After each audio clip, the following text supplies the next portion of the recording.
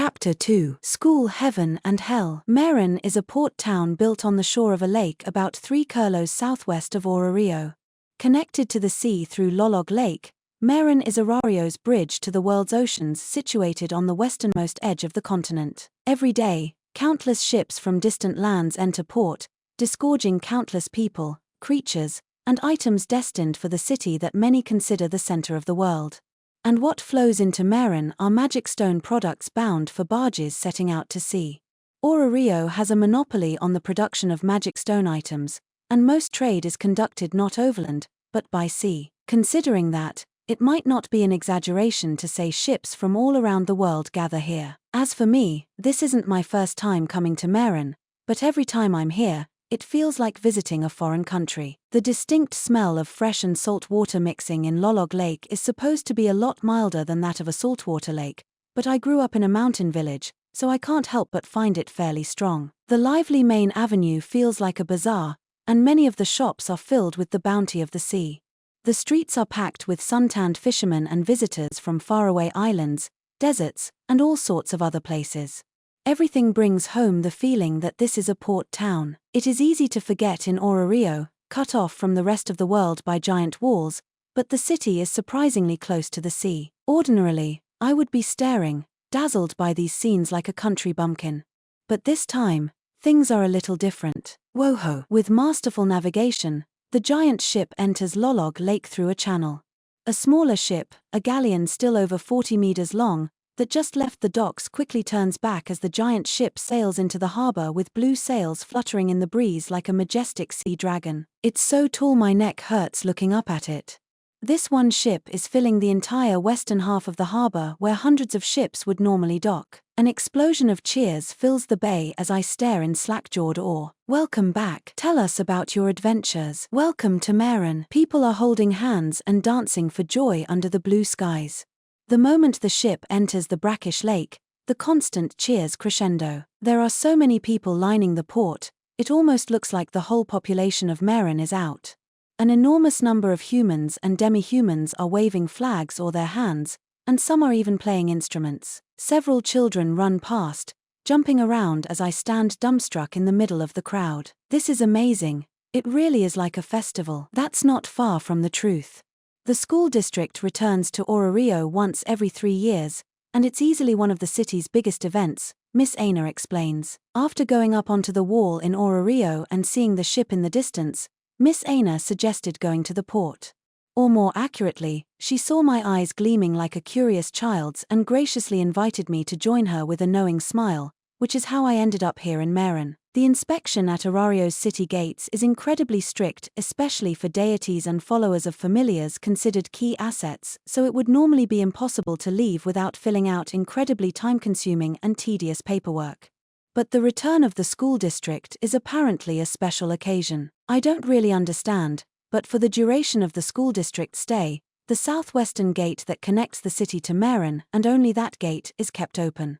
Adventurers still have to undergo a check by Ganesha Familiar's guards, but I was let through without much hassle today because I'm helping out a certain guild employee. We came here together with a stream of Orario's residents flowing out of the gate.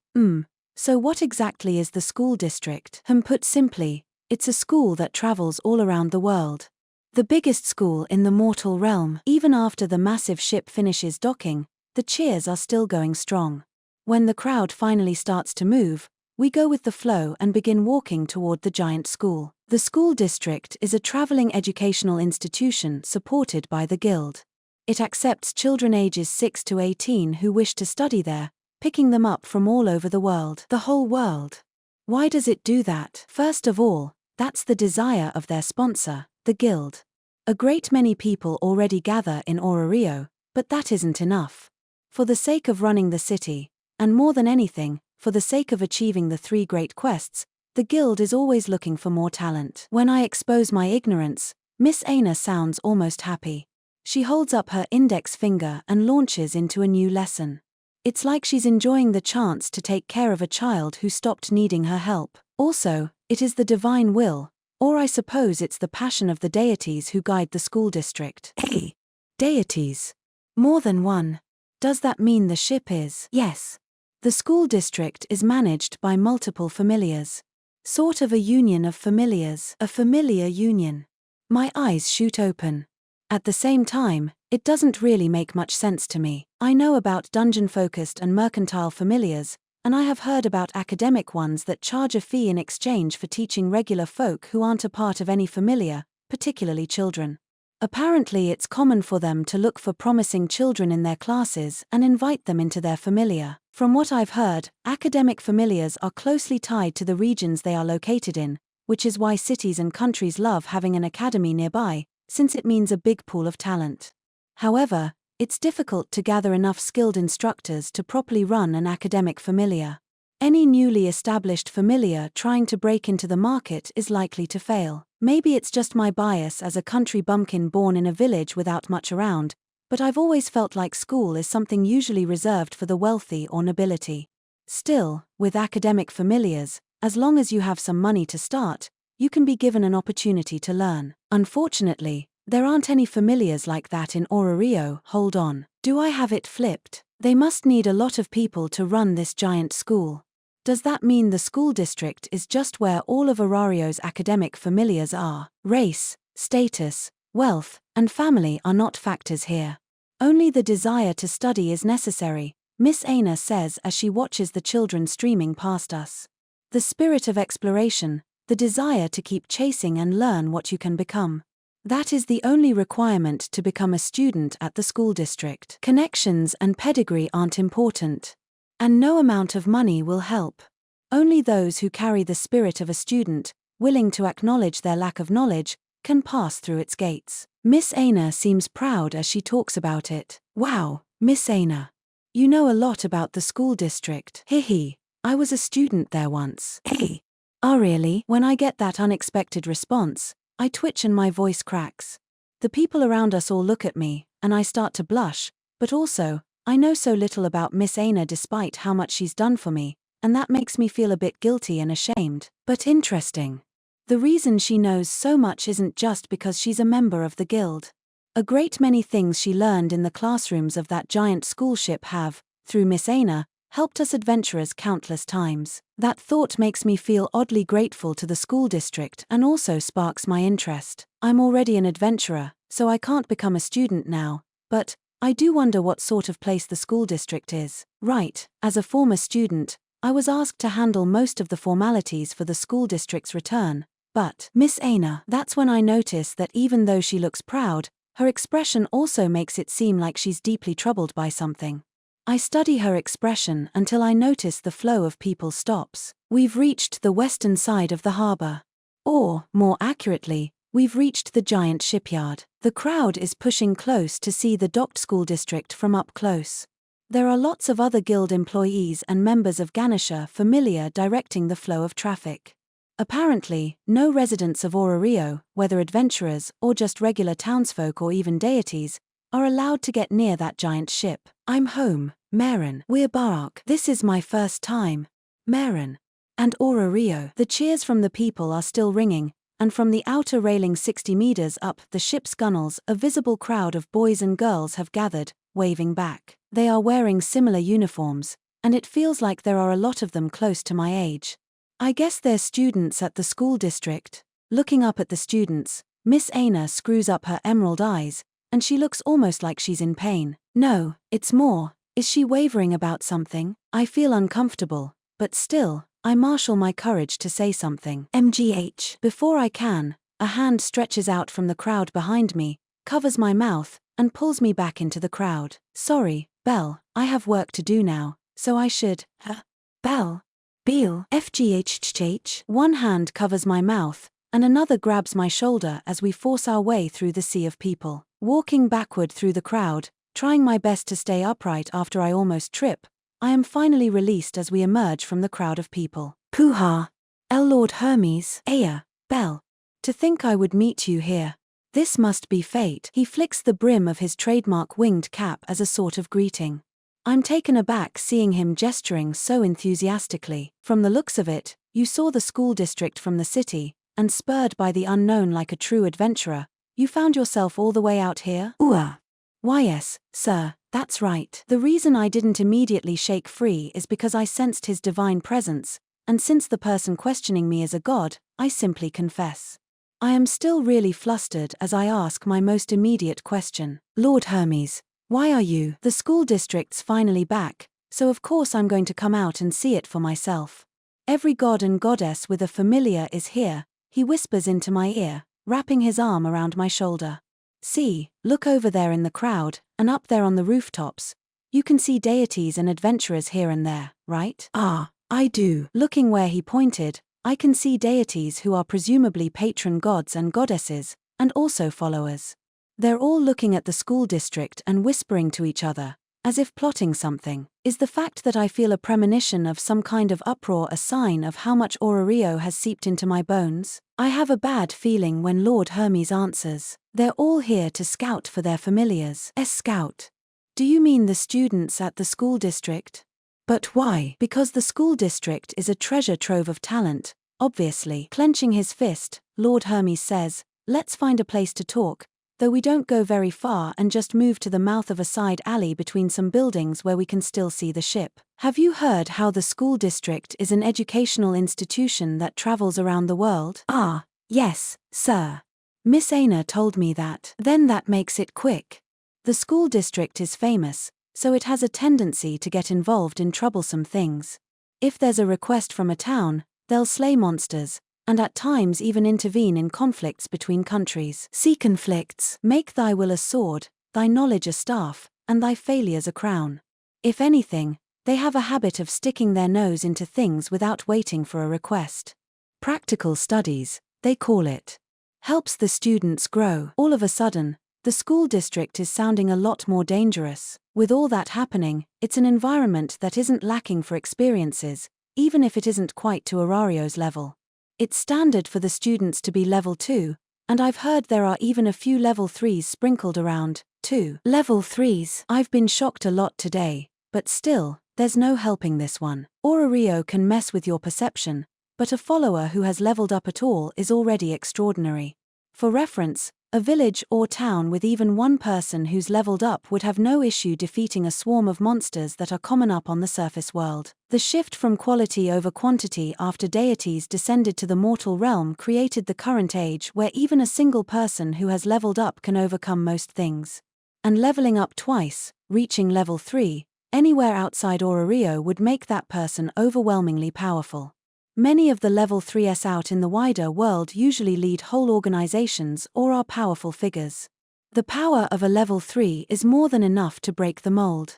It's Orario that's simply absurd as a city, home to hundreds of upper-class adventurers. So hearing that the school district has level 2 and level 3 students even without the den of monsters that is the dungeon undeniably makes it a treasure trove of talent, even if we're only measuring pure combat strength. There are lots of graduates of the school district even among the current upper-class adventurers. Loki Familiar's Thousand Elf being the most prominent example. Thousand Elf, that amber-haired elf, my head. It is a place for learning. The students pretty much always graduate and proceed down various career paths.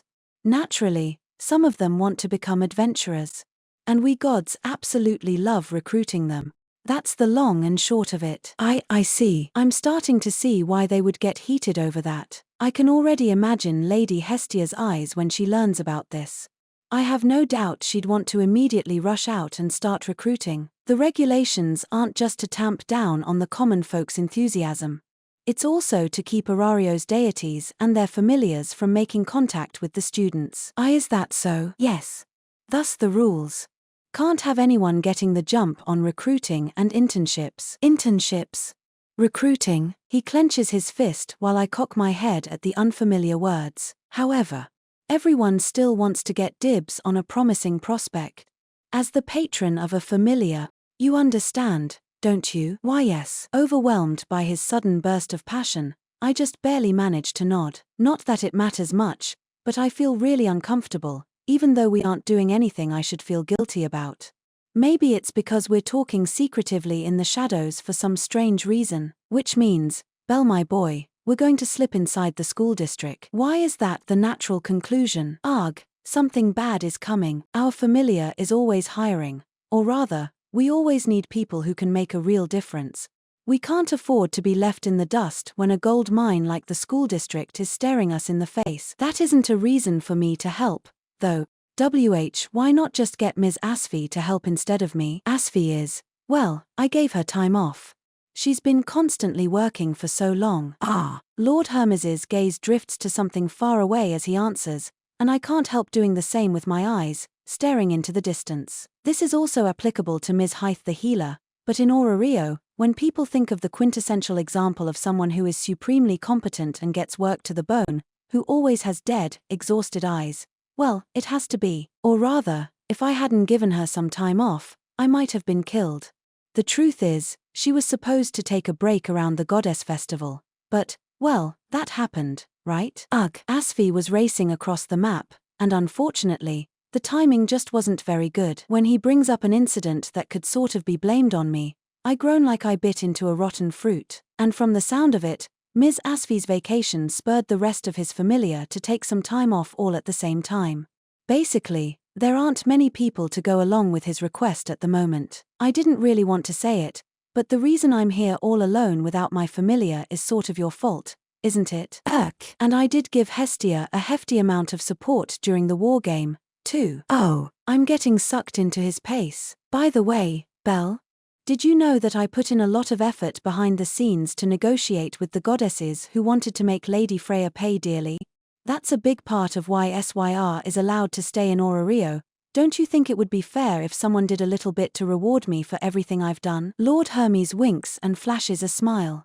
I just hang my head in defeat. It goes without saying that Belle Cranell can't refuse a god's request. The school district is supposed to be strictly off-limits to outsiders. Other than the students, teachers, deities, and others who belong on the ship, all other factions, groups, and unaffiliated individuals are forbidden from boarding. The reason is because the school district is a vault of secrets, including its production of orichalcum, among other things. With its graduates including many mags, alchemists, and other skilled artisans, the school district is equipped with many different systems utilizing its own unique knowledge base.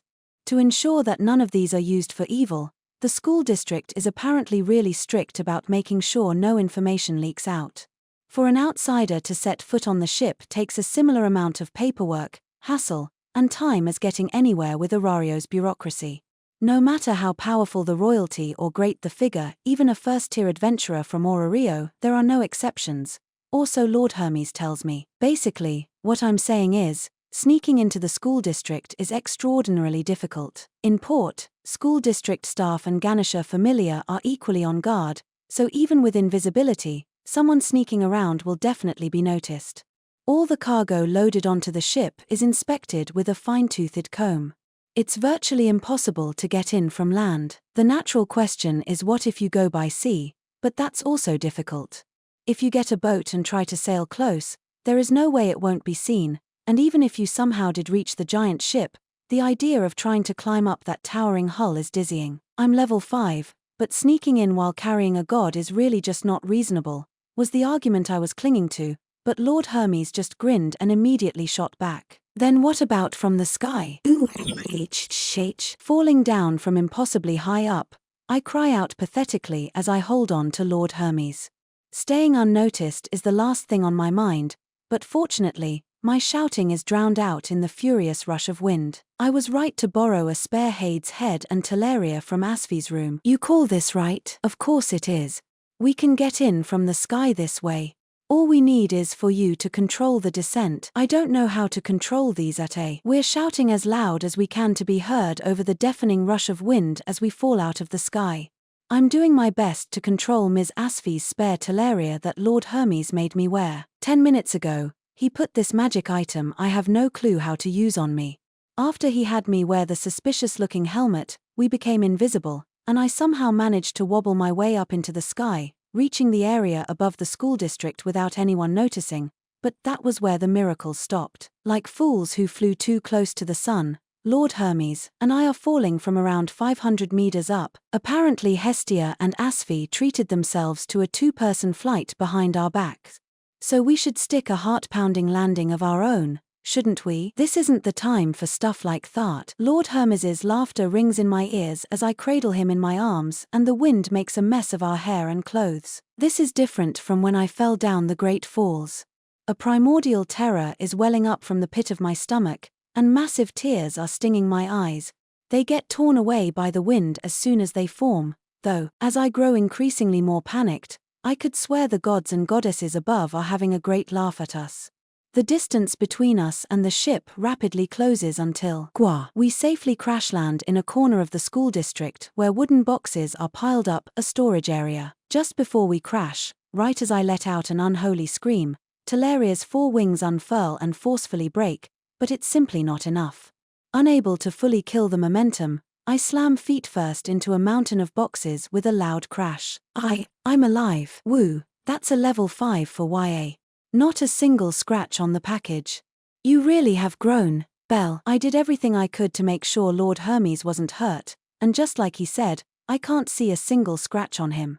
If anything, he's quite happy and well. Pushing myself up from the bed of lumber, I start to smile weakly. What was that sound? I'm sure it's another trespasser from Orario. Hurry. Pii. A shrill, piercing whistle is the only warning we get as everything starts moving all around us. Eep. Is that? Looks like they noticed us. Well, we did make a pretty big crash landing. Of course we did. Screaming and cradling my head inside my heart, I frantically stand up. Let's escape while we're invisible. If we do, they won't. Yeah, the truth is, I sneaked in using a Hade's head a while back. The school districts developed magic items that can pierce invisibility magic. What? And wait, you've done this before? Then obviously their defenses will be even higher now. Meanwhile, I can sense people closing in on this place fast, which means, time for a decoy. Belle, I have a really bad feeling about this, but what's the plan? You act as the decoy while I escape. That's the plan, Lord Hermes. Wait, there's no time for me to argue as he pulls the magic item off my head, the one that kept us invisible while falling, and pushes me in the chest. As I fall off the bed of broken boxes and land with a thud on the metal ground, the invisible Lord Hermes says sorry and take care before causally leaving me behind. And he makes sure to grab Talaria before throwing my shoes back at me, too. Lord Hermes. As I lamely cry out in my head, I hear someone shout, "Hey, you!" Immediately, a boy and girl in the school uniform appear, looming like executioners. I just manage to get my shoes back on and catch my breath before bursting into a cold sweat upon sighting the new arrivals. I feel like a thief cornered at the top of a cliff. But then, were you caught in the explosion? You aren't injured, are you? No, I'm all right. Did you see anyone suspicious? Do you know where they went? I did.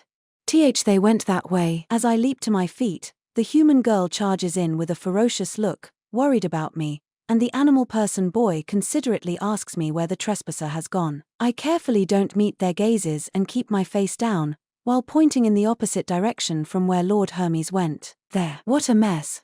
You should go to the infirmary right away. I'm sure it's Hermes familiar again.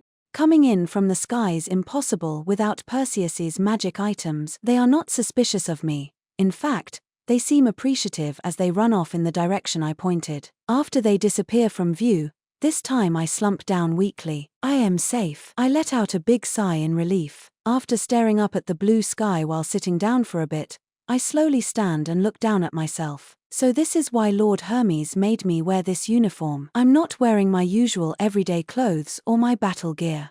I'm wearing the same school uniform as the students I saw before. The outfit is mostly white, and I'm wearing a burgundy tie that Lord Hermes tied for me. The shirt tail is long and split, like the outfit I wore to Lord Apollo's banquet. The pants are sharp and slender, sort of like what the gods call skinny fit. Well, it fits my body perfectly. Did Lord Hermes intend for me to wear this from the start? Was this really the plan? If not, then he wouldn't have prepared this specific uniform in advance, would he have?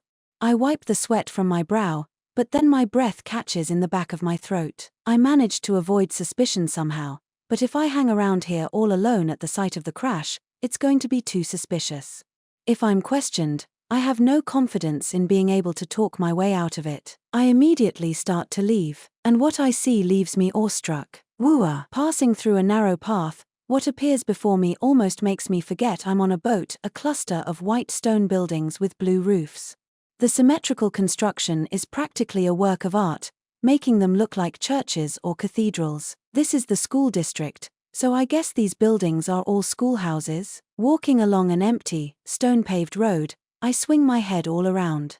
The magic stone lamp at the corner is comparable to Arario's in quality of design, and I guess they are made by students, because Crafts Department 42nd term graduation project is engraved in it. The other buildings, the beautiful arch, and a sculpture of a goddess, too. I'm staring at everything around me in such obvious wonder that if anyone saw me, they would definitely assume I'm not a student. If someone told me they took a capital from some country and just plopped it onto this boat, I would probably believe them. That's just how big and organized the school district is. I assumed all the buildings would be packed together because of the naturally limited space of a ship, but maybe the construction is why nothing feels cramped or crowded. And not just the architecture. The evergreen trees here and there are pleasant on the eyes. And they're closed at the moment, but there are even buildings that are obviously not schoolhouses and look almost like stores, boutiques like I've never really been in before. It feels like I'm walking through a luxury residential neighborhood. This is the school district. This is all floating on the water. Losing out to the excitement that is building in my chest, I start running. Just like half a year ago, when I first came to Orario, entranced by the new world around me. Forgetting my precarious situation, I dash through the street, up the stairs, coming out on a little bit of a high ground. Holding on to the handrail with both hands and leaning out, the world of study in front of me is just so beautiful. Amazing. A sea of white buildings and blue roofs spread out before me. I can make out more than 50 elegant schoolhouses. This place looks like a paradise. Avenues radiate out from the center, dividing up each section. Amid the beautiful white and blue buildings, what's particularly eye-catching is a structure that seems to be an arena. Made of valmars from the dungeon, a material that's also used for weapon and gear manufacturing, this is easily the most imposing building in the otherwise beautiful cityscape. The green visible in the distance, near the back of the ship. Is that a garden? Based on just what I can currently see, it's easily big enough to hold 3 of those arenas. But the most incredible thing is, the tower in the middle of the ship is the most striking feature. It obviously isn't Babel, but even so, there is a giant tower piercing the sky. Like the other schoolhouses, the tower is a beautiful white with a blue roof, more sublime than imposing. Seeing the city from here, it almost feels like a castle town built around the base of the giant central tower. Even without knowing any better, it isn't hard to imagine that that tower is probably considered the most important point on this giant ship. But at the same time, it feels familiar. This layout is a lot like Orario. I think back to the layout I saw from overhead before we crash landed. Other than the giant, blue raiment fluttering all around the ship, probably sails, the school district is a perfect circle. The same construction as Orario, surrounded by its giant city walls. Miss Aina said it was financed by the guild, and between the giant tower in the center and the main streets radiating out from the center, my guess that it was modeled off Orario might not actually be far from the truth. A small labyrinth city.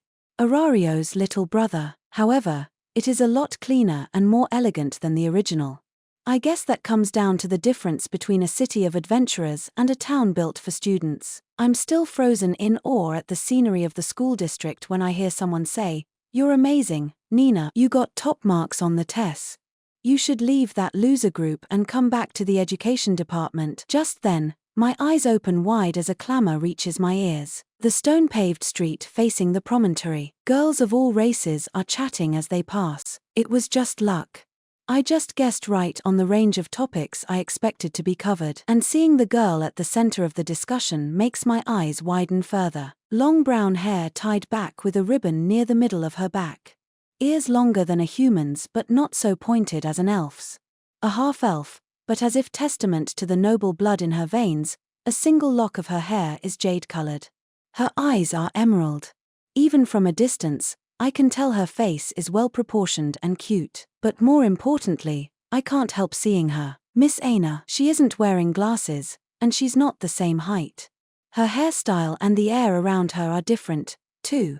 But even so, that name is what comes to my lips. There is no way she could have heard my murmur, but she stops in her tracks, and as if guided by the sea breeze, she turns to look at me. My red eyes looking down, her emerald eyes looking up. Our eyes meet beneath the vast blue sky. Emergency broadcast.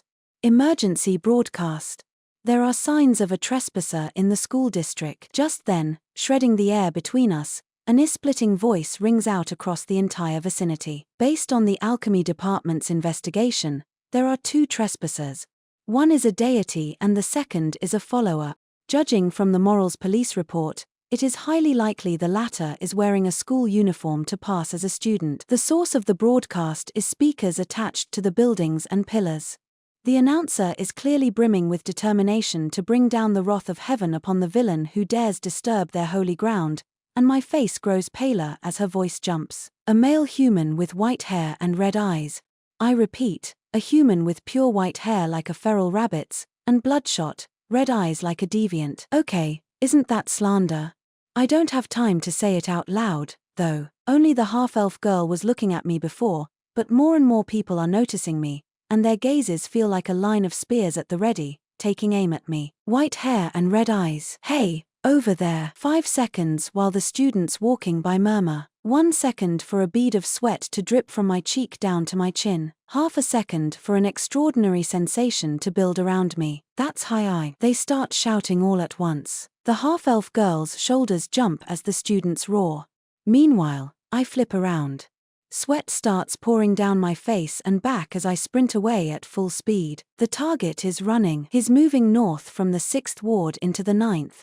Have the people in the Sky Lounge cut him off. Ask the supervisor for permission to use weapons and magic on school ground. Stoop. The students give chase, of course. At least 20 of them, by the looks of it. Though I'm a bit taken aback by the number of my pursuers growing every time I pass through an intersection, my feet never stop moving. The sweat and my heart racing don't stop, either. I'm growing paler by the second as I quickly turn into a school district. Wide fugitive, another Rio adventurer broke in again. It's not like any of us wanted to be recruited by someone who breaks the rules. We'll catch you, throw you back to Rio, and demand your familiar take responsibility. I'm basically turning into a criminal here, aren't I? Even if I manage to escape, if the school district goes to the guild, I'm still going to end up in jail, right? As the pessimism and despair threaten to topple me, suddenly, stoop. As I turn a corner, a wall of students stands before me. Did I dive headfirst into a swarm? No, I got lured here. Boulder class cut him off according to plan. We cornered him. Detaining him now, there's no mistaking it. The students following me stayed close enough to threaten me without getting too close while giving orders to the people around them to create this trap they were corralling me into. In just a couple of minutes, their coordination is too crazy. Perfectly ordered movements, compared to Rio, where it's a struggle to coordinate between familiars. I almost want to congratulate them. Unfortunately, their impressive feat is also the reason I'm in extreme danger right now. Higher. So I forcibly perform an about-face a leap, to be precise. He flew. Kicking off the stone pavement, I twist my body acrobatically, leaping over the roof of the 10-meter-high schoolhouse lining the street, and into the next ward over. The students who tried to catch me in a pincer from the front and behind watch, stunned, as I disappear behind the building on the other side. Less than 5 seconds to land in a street that is fortunately deserted. After a brief moment of silence, I can hear an explosion of stunned shouts from the other side of the building. Follow Hi-Eim. What is he? He leaped over a building, dodging the encirclement with brute force. I've already started running again when the shouts reach my back. It's the pinnacle of emptiness, but I'm using the tactics for fleeing groups I've built up between the dungeon, Apollo Familiar, and Ishtar Familiar. The story of Belle Cranell, who even manifested the escape ability, is at heart a story of running away. That, and the difference in level, I heard already from Lord Hermes, but the abilities of the students chasing me are indeed similar to those of upper-class adventurers. And their tight coordination is very much a threat. But I'm level 5. As I am now, even brute force is almost shockingly effective, all the more so after going up against Mr. Allen in a contest of speed, so I'm not going to lose in a simple foot chase. That isn't just confidence, it's fact. A pair of students leaps out from a side road in front of me. I lean forward and pass right beside them. Just that is enough for them to lose sight of me and start looking all around in confusion. The situation is still bad, but it really does drive home the feeling that I'm a first-tier adventurer now. The current me might be able to make it through the matches with Apollo familiar and Ishtar familiar by myself. But that human, do you think is Belcrenel? Rabbit foot. The one who made it to level 5, white hair and red eyes, there's no mistaking it. It's record holder. They know it's me. This is the fate of an adventurer who becomes famous. I just keep paying the price for that. There's basically no point in the uniform now.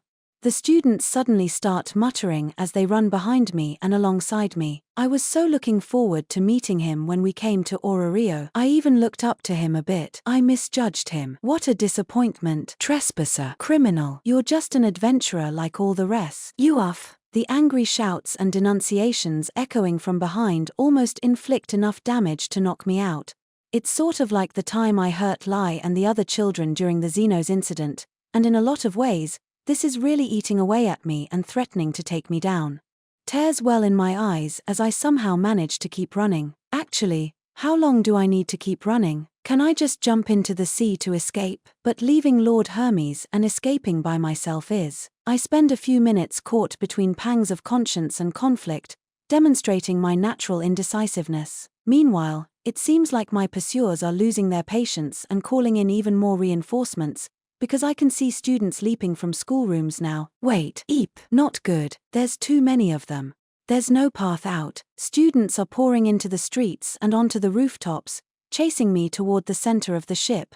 I can't even leap over the side anymore. I could probably force my way through a point in the encirclement, but if I hurt any students doing that, I really will be criminal scum. I can't get violent, so the only option I have is to flee into the tower rising from the heart of the school district. He ran into Braithablick. Running into the tower that's wide open, I dash up the massive stairs without looking back. Of course, the students barrel in after me, chasing me higher and higher. On each floor, people who are seemingly students and teachers cry out as they see me race past at a furious speed. In my head, I apologize over and over, and not good crosses my lips. At this rate, I'm going to be cornered. All I can do is hide someplace. Leaving the students back in the distance, I reach the top floor fastest. Rushing through the empty hall, I push open the ash double doors. And, stepping into the room, I see a single god. Oh, you are goddess-like beauty, despite being a male god. Fuller blonde hair than Ms. A's and smooth white skin. He's slender in a way I've never seen before, which only adds to his delicate beauty. But he is far taller than me. He wears a long, sacred vestment, leaving his right shoulder and arm bare. On his head is a crown of mistletoe. I can't see his eyes. They're hidden behind closed eyelids. And yet, he has clearly seen me. As I stand in shock before him, there is just one thing I know. He is surely the patron god of something related to light or something sacred. Turning toward me, even though his eyes don't see me, the god smiles gently. Lord Balder. A student throws open the door. The way she enters, just on the cusp of rudeness while maintaining the bare minimum of etiquette, is I guess because she's a student here. Her face is red from rushing around and her voice rings out loudly. Has a white-haired human boy come this way? No. Did something happen, Alisa? He hasn't come up here. Then he must be hiding on one of the lower floors and we missed him. The girl wearing an armband around her upper arm suddenly falls into thought before gasping a little and snapping to attention. Sorry, Lord Balder, there is a trespasser. We failed to prevent someone from Orario entering. And the adventurer this time is Belcrenel, of all people. Is that so? We will assuredly catch him. Please await our report. The look on her face practically screams, I swear on the honor of the school district, as she turns and quickly leaves the room. It's safe now. Thank you very much. I can feel the tension draining from my body as I get up from my hiding place under his desk, where I was holding my breath and listening to their exchange. When I barged into this room earlier, this god kindly hid me. But why would you? Balder is my name. And you are Belcrenel. It seems we've gotten the order slightly mixed up, but it is nice to meet you, Arario's newest hope. Hope. It's a pleasure to meet you, sir. An awkward look crosses my face, but Lord Balder smiles and graciously greets me. I'm a little confused, and I quickly lower my head, but mysteriously, The guilt and tension I felt earlier are gradually fading. It's almost like time flows more slowly around him, or, how do I describe it? His peaceful nature feels calming. As the tension leaves my body, as if he timed it, Lord Balder answers my previous question. The reason I hid you is because right before I received the report that you are a trespasser, I just happened to have a conversation about you with none other than me. Whoa! Lord Hermes.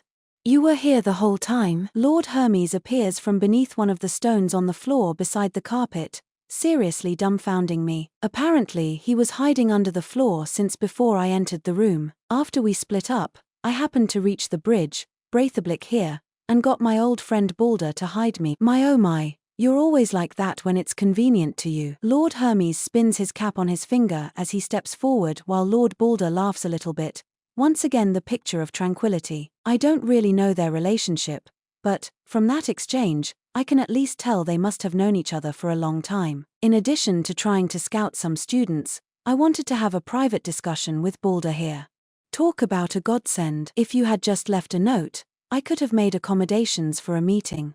Every time, you really do push your way in like the wind. What else can I do? If I send a note the official way, it just gets pushed back and the guild will say it'll be a month before we can meet.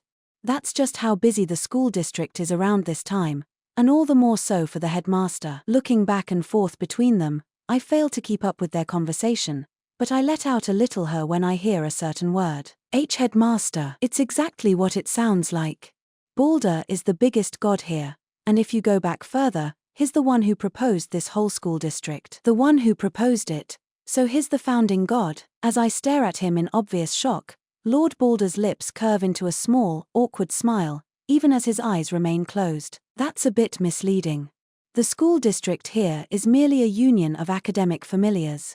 Each patron deity has equal right to speak. However, in events where a single figure needs to be held accountable, I am indeed the god who is ultimately responsible. From the fact that his personal room is at the top of this central tower, I should have realized he's a god of significant status, but I tense up again hearing his title. It's a little late now, but the thought of what awaits us is making me shift nervously. He's covered for us once, but that doesn't change the fact that I trespassed. So then, what do you think, Balder? Are you willing to listen to my request from before? Ignoring my trembling, Lord Hermes asks as if it were nothing. Request? What were they discussing before I came? Lord Balder said he had a discussion about me, but why did I get brought up? As I stand frozen, unable to do anything, Lord Balder looks at me. My bewilderment lasts just a moment before his eyebrows arch softly. Very well, Belle Crenelle. Would you like to try being a student here in the school district? It feels like time has stopped. I stand still until I finally realize the meaning of his question and shout. Yeah. Attend the school district? Mr. Bell, you've gotten yourself into another mess. That's what Lilith's hysteric shout implies as I reflexively shrink back. Just when we were thinking you were late coming back from the guild, how were you recruited by the school district? No, I wasn't recruited, it's more the condition of a certain deal. Or rather, Lord Hermes apparently brought it up without telling me. Lord Hermes's antics again. We're in the dining room of Hearthstone Manor with night fast approaching.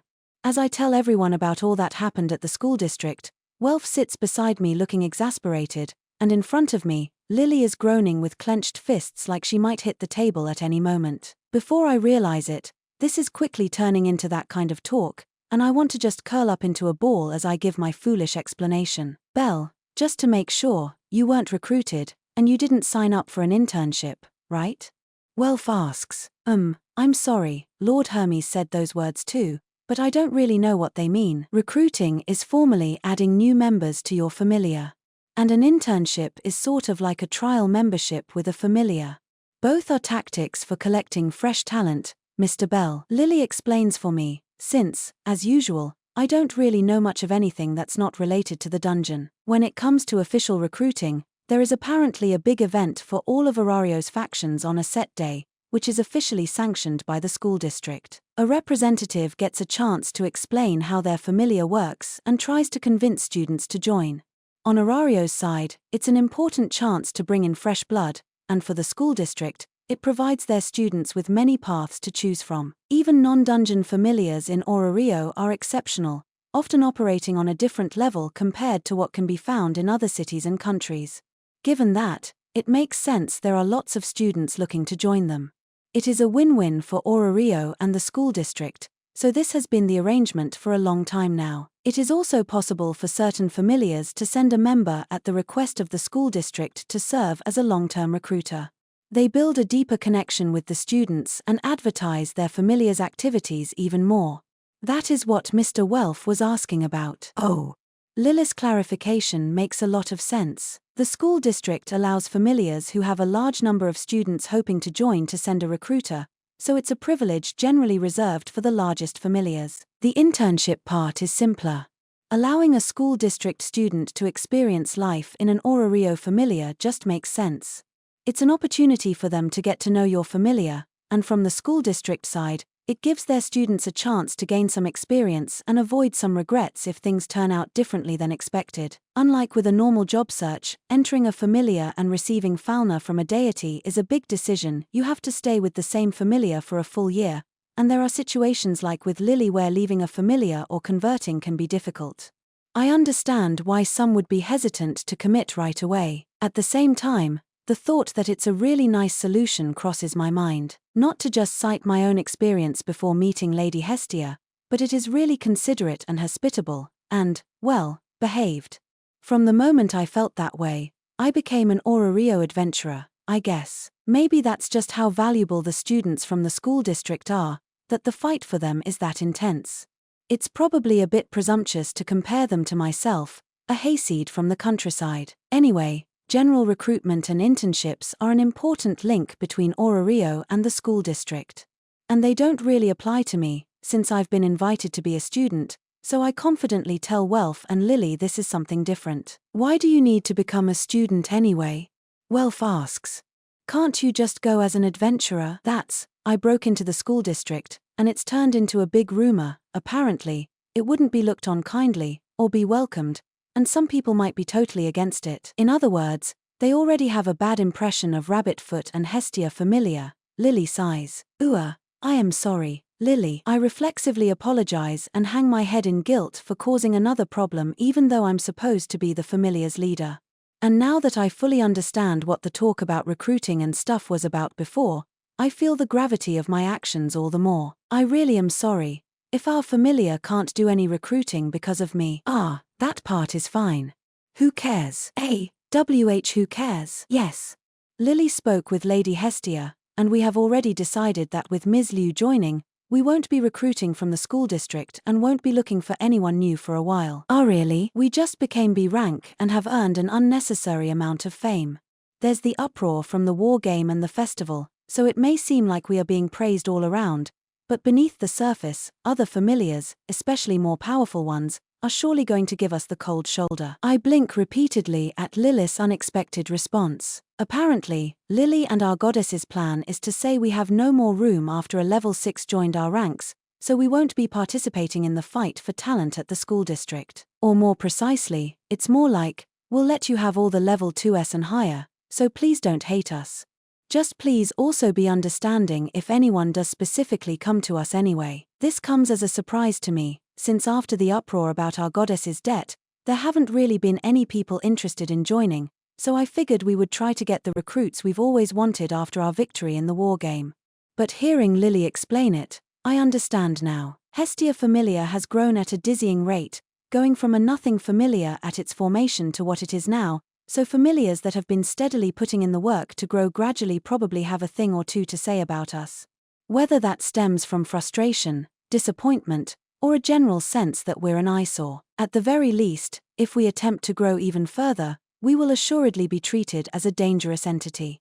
I don't think there will be any conflicts with everyone scared of Mr. Otter and the others standing behind us, but rivals can still cause us plenty of headaches.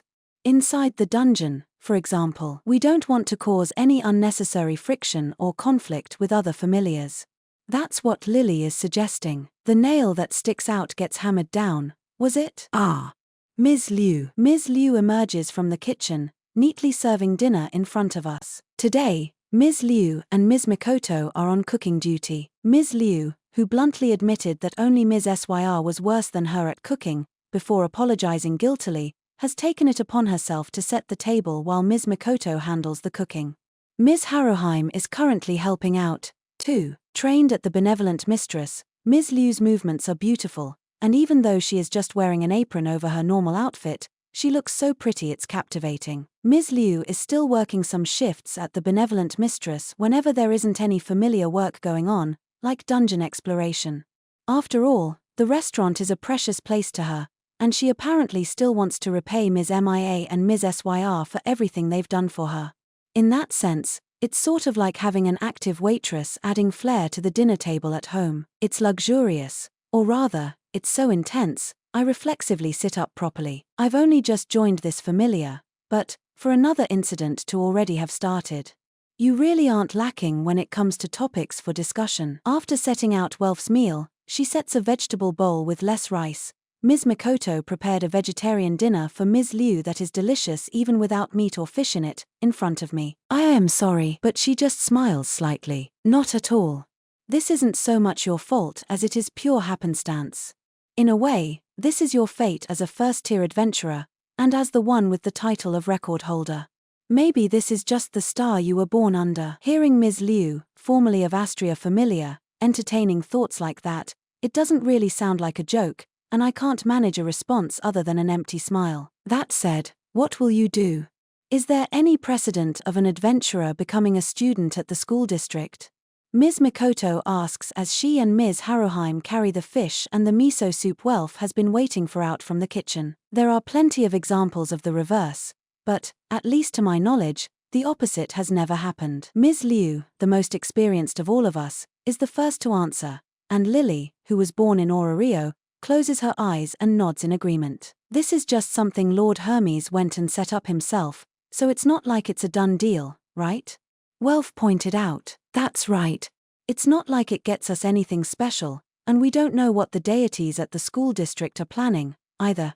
You should turn it down, Mr. Bell. Lilith's response is entirely reasonable. In fact, if I really do go with it, apparently it'll have to be kept a secret from the guild.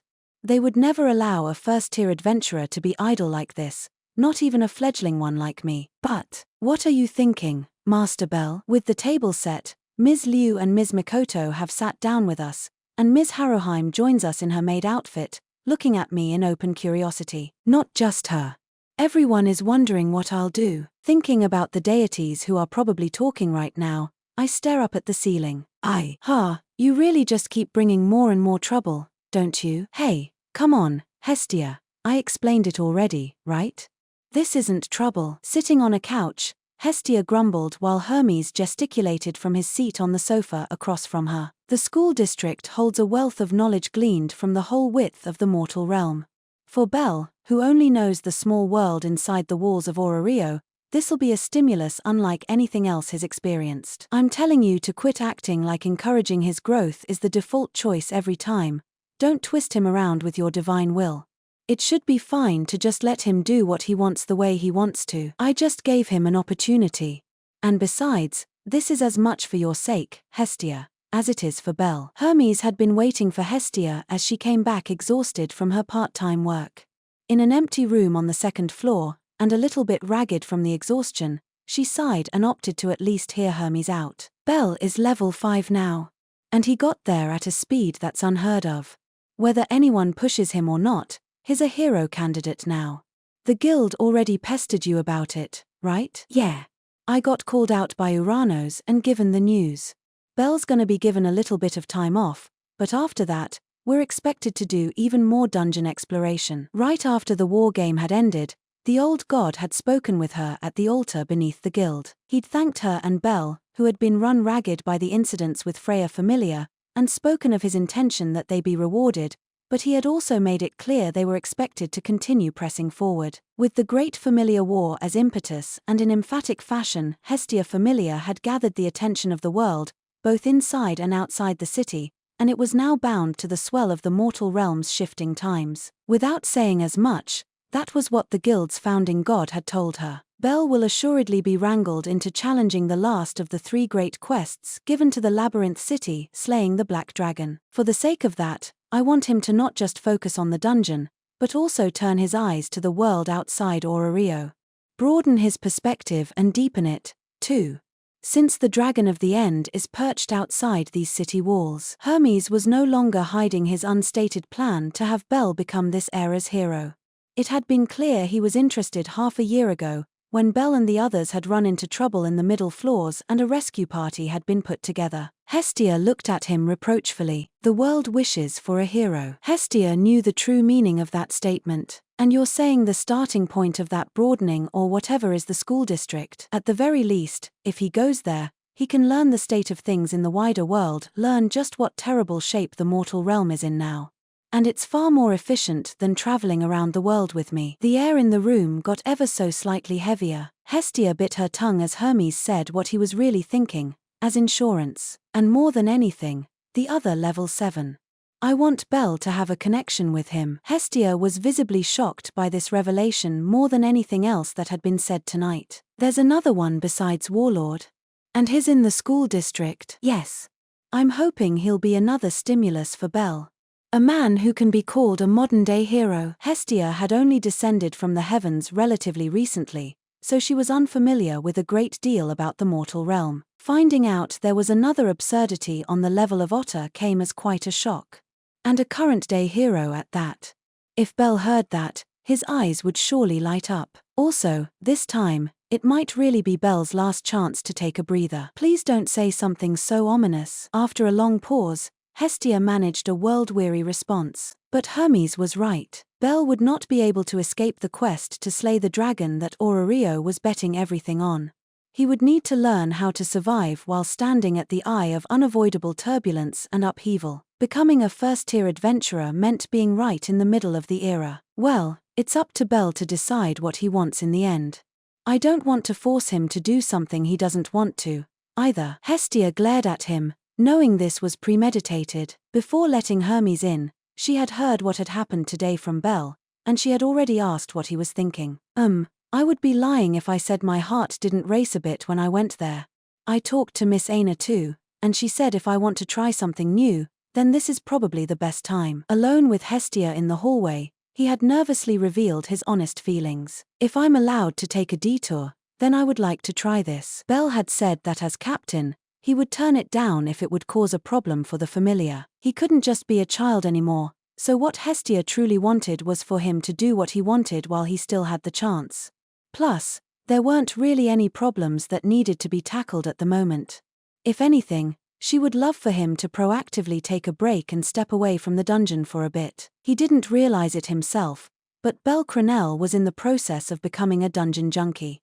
When she had glanced over his profile and seen special skill, dungeon, she'd stared up at the ceiling and nearly class-changed into a goddess of grief. And also, the thought of him going to school is emotional. That was her perspective as a motherly patron goddess and as a goddess who loved the boy dearly. It really, really rubbed her the wrong way to agree with Hermes, but it was true that now that Belle was a first-tier adventurer, he needed time to develop. The school district. What is Balder saying? He'll let Belle in as a student as part of a deal.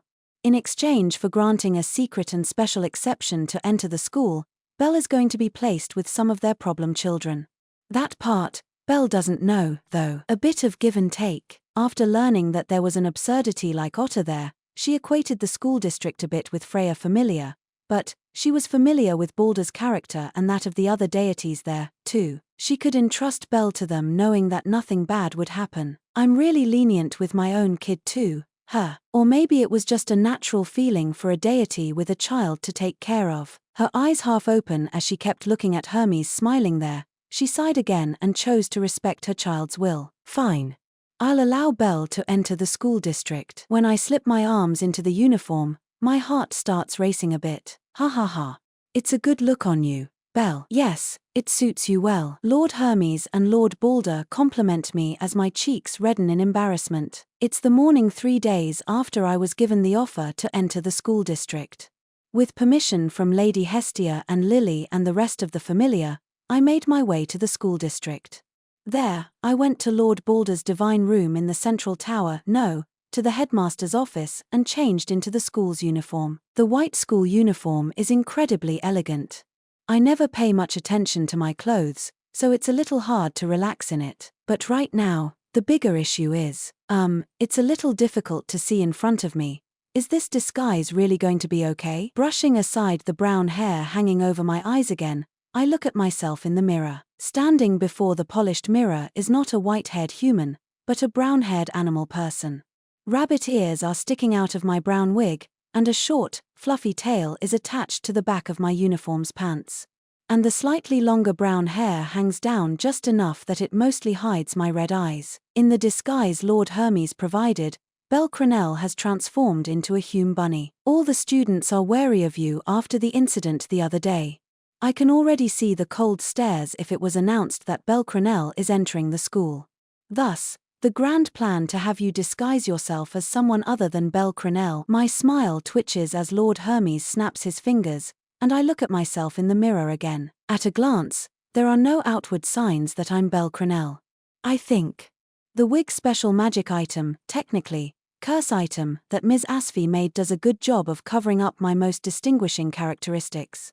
And apparently the curse is extremely light and shouldn't have any negative repercussions. I don't know how it would work with someone who knows me better, but at least with the students who should only remember me from the chase the other day, it shouldn't fail, I hope. I know I said I wanted to go to the school district, but I do have some qualms, or maybe I feel guilty about deceiving people to do it.